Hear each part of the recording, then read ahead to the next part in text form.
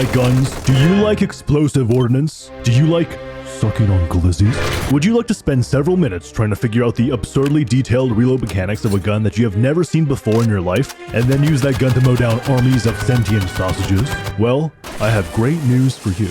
Welcome to Hot Dogs, Horseshoes, and Hand Grenades, also known as H3 VR. This game is almost 10 years old. Wow, that's even older than me. But don't let that fool you. As Epstein would probably say, age is just a number. This game is one of the best VR gun simulators that I have ever seen. Anything and everything you can think of, you can shoot it, throw it, set it on fire, or blow it up. And the way that you operate these weapons are lovingly recreated down to their smallest details. This applies to every single weapon in this game. Want to shoot a pistol? You have to insert a loaded magazine and physically pull back the slide to chamber a round before shooting. Also, you can see exactly which bullets have been fired in a revolver. If you want to reload, you can tilt the revolver back to eject spent casings, or tap the ejector rod. Want to try out a bolt-action rifle? Screw on a silencer, attach your favorite sight, grab the bolt handle with your offhand and pull it back to expose the ejection port. Insert your bullet, grab the bolt handle again, push it all the way forward, and turn it down to lock the bolt and chamber the round. Congratulations! You're ready to fire one shot out of this gun. Would you like to light a Molotov with a simple Zippo lighter? Manually flick the lighter open, use your real-life thumbs to flick down multiple times on the joystick of your controller in exactly the same way that you would flick down on an actual spark wheel. Then bring the open flame to the cloth hanging off the bottle and throw at the nearest unsuspecting civilian. How about trying a homing surface-to-air missile launcher? Very simple. All you have to do is insert the battery coolant unit into the loading port, which provides power and coolant for target acquisition. Engage targeting with your firing hand and aim at one of the large ribeye steaks flying through the air until the targeting system acquires the target. Physically click and hold the joystick on your forward hand to lock acquisition. Super elevate the launcher for missile clearance and pull the trigger.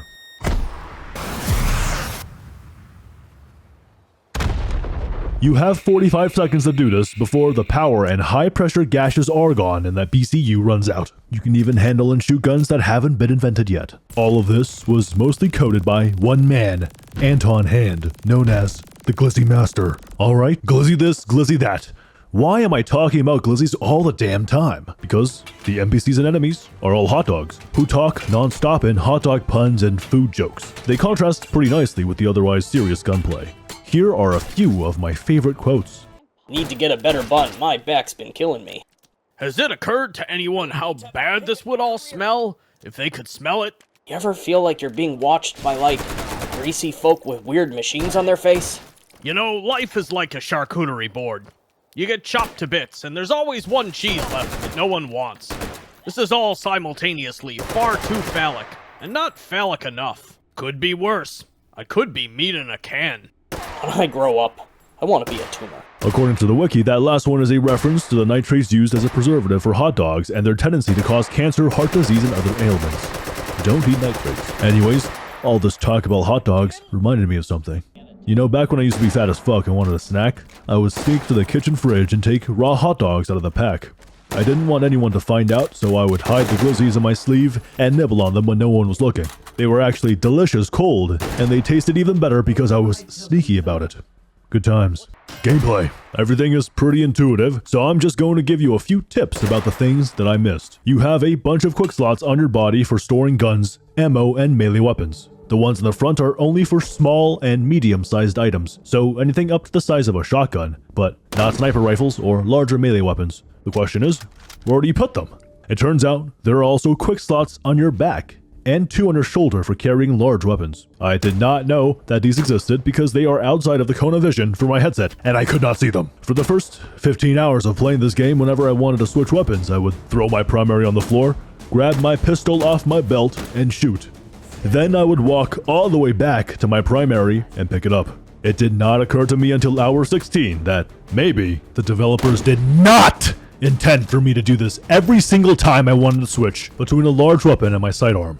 Also, trying to aim down any scope in this game feels like you're playing Parkinson's Simulator. There is a significant amount of natural tremor in your hand, and in VR, you do not have the multiple points of contact you would otherwise have with a real gun stock. There's 2 ways to fix this. Option 1. Tape your shit to a plank. Option 2. You can put your offhand on the foregrip and press left trigger to stabilize your aim. I found this out by accident. Very cool. Yo, why is she naked? Game modes. There are many maps and game modes in Hot Dogs, Horses, and Hands. I'll show you some of the best ones. The most popular is Take and Hold. An average round of Take and Hold looks something like this. Spawn with a rusty dustpan as your melee weapon. What the hell is this? My melee weapon is a dustpan, bruh? Dude. Dude. Get angry and smash it into the table. No problem, melee weapons aren't that useful anyways. Open your starting weapon crate and find a trash tier World War I pistol from 1912, straight from some grandpa's attic. This is the best weapon in the game. It has a magazine capacity of 8, and can be reloaded very efficiently, especially when there's 5 dudes surrounding you who are trying to give you a big, fat, wet, juicy kiss. Now fully equipped, you move to the capture point. Waves of hot dogs start attacking you, decimating you with superior firepower. Notice you're at low health. Panic and try to heal, and then immediately get ambushed by 2 dudes. Drop the 1 health pack that you have and try frantically to pick it up. Too bad because someone just kicked it away. Things are not going well. Realize too late that you should have probably kept that rusty dustpan. There's only one way to possibly win. Leave cover and run into the middle of the room to Aura Farm. Die.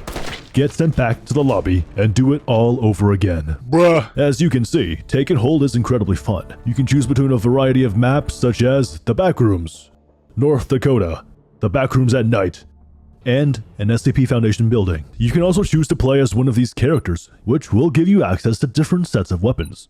This game mode is relatively straightforward.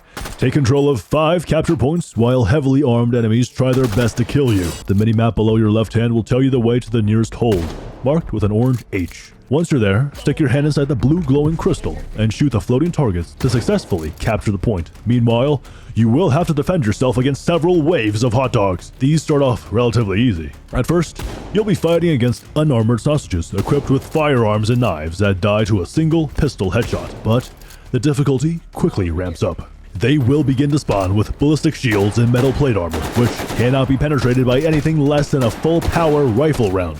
The later enemies cannot be damaged at all unless you hit them in the cracks between their armor plates. These guys are extremely dangerous if you let them pile up. So, I recommend exploiting their hot dog AI. In order to attack you, the hot dogs must first hear and then see you. If you break line of sight, for example, by walking into a smoke cloud, ducking behind cover, or walking into literally any area that isn't lit, then the sausages will stop shooting and walk to your last seen position. This means you can just stand in the dark and take potshots at unaware enemies with a suppressed gun, which is very fun with night vision. Alternatively, you can give your enemies a severe concussion by hitting them in the head. This lowers their IQ by about 30 points, and makes them lose control of their aim. Completing a hold will give you override tokens. You can gamble these tokens at supply points for progressively better weapons, or you might get straight doo-doo diarrhea. Such is the nature of gambling. There is also a zombie mode, but it's not what you think. In Return of the Rotwieners, you get to play as a lone gunman in a post-apocalyptic hot dog society. You start with absolutely nothing, and you lose all of your weapons after each death. The only way to get guns is through scavenging, or by completing quests to unlock respawning weapons and random weapon cases from friendly NPCs. This mode is a roguelite, with an entire crafting system, voice-acted hot dog characters, a humongous map, and several different types of zombie and non-zombie sausage enemies. The devs put a lot of work into this. I'm not gonna lie though, Return of the Rotwieners was difficult for me to get into, because I thought that the zombies had way too much health and were too fast. For example, this level 1 starting hot dog zombie takes an entire mag dump from a pistol to kill. To make this worse, when he rushes at you, his head flops behind him, which is funny, but it does reduce the visible area of his hot dog cranium, which makes headshots extremely difficult to land. I mean, what am I supposed to do if there's like 4 of them on my crack? Just slide that shit in, man. Just slide it in. The main problem is, you've got unarmored, rotting hot dogs who can tank 2 shots of .338 Lapua Magnum to the head from a high-caliber sniper rifle, and possibly even more than that if you spread the shots across different body parts. To put this into perspective, .338 Lapua sits right between standard medium-caliber rifles, like the .308 Winchester, which is used for big game hunting. I'm talking about big-ass deer, elk, and bears, and massive anti-material rifles, like the 50 BMG, which is designed to punch through the metal engine blocks of military trucks. This can make sense if I'm trying to kill the hot dog version of a special infected. I get it. Special zombies should take more bullets to kill, making me use all of the tools at my disposal. That's prime gaming. But why does it take 10 bullets to kill a random bum with a cotton shirt on?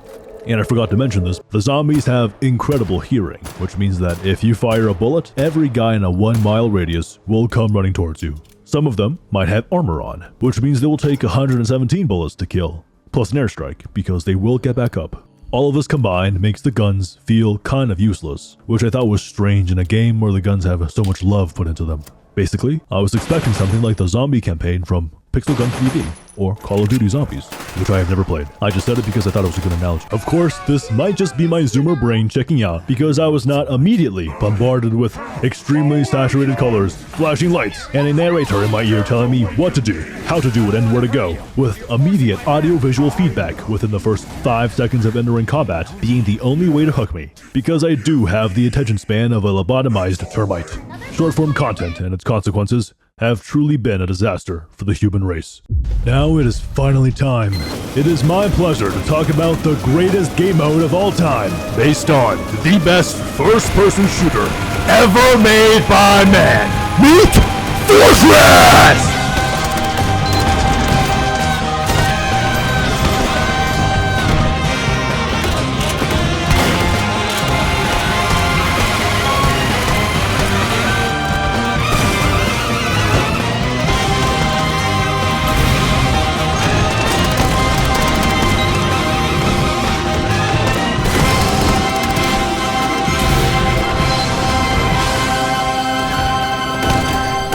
Meat Fortress is insanely fun, because TF2 was insanely fun.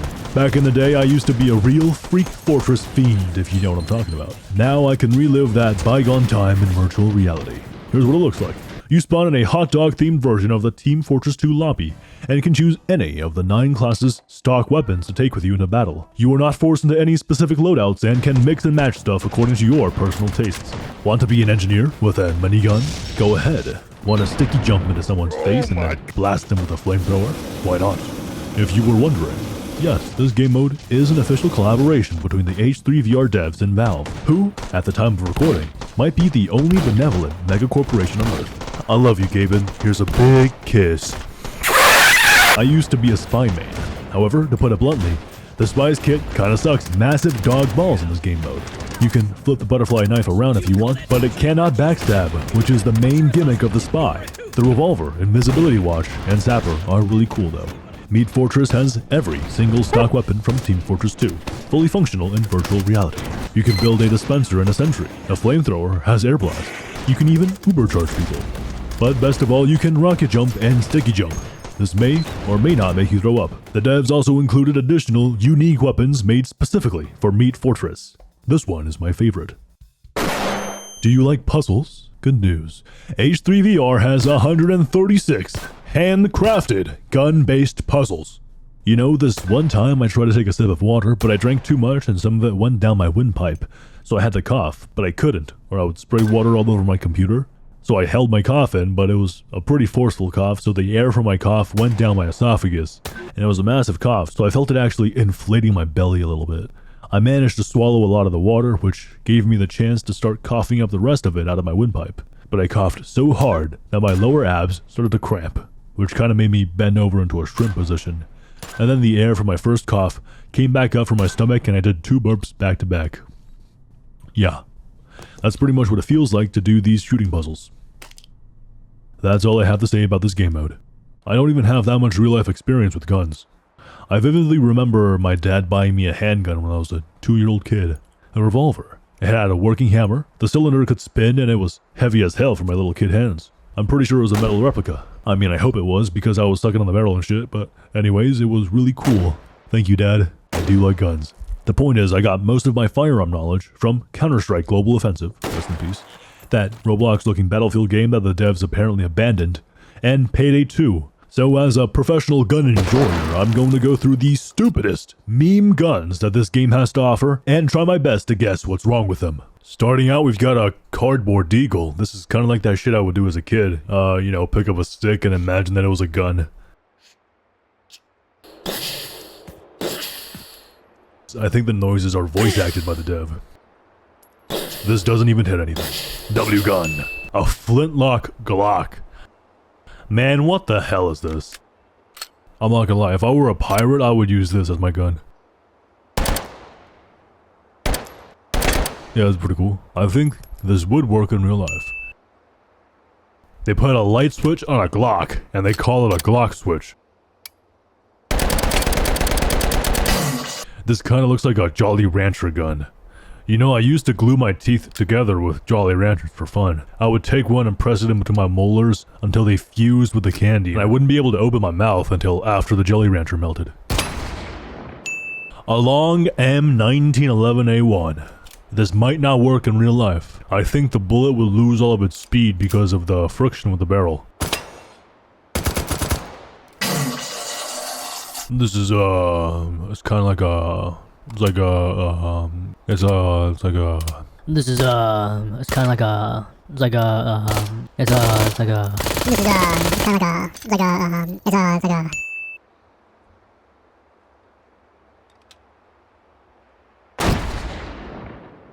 Bro. What is this? This is a gun for people who watch Teletubbies. It's for the Play-Doh lickers, the Crayola eaters, and the Valorant players.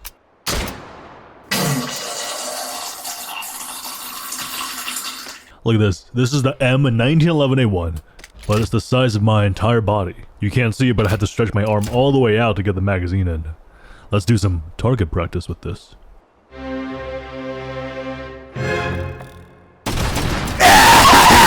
And that's hot dogs, horseshoes, and hand grenades.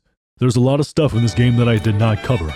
If you want to check it out, just astral project into my room and I'll let you use my VR headset. Just kidding, please don't do that. More videos are being cooked up. I'll see you around.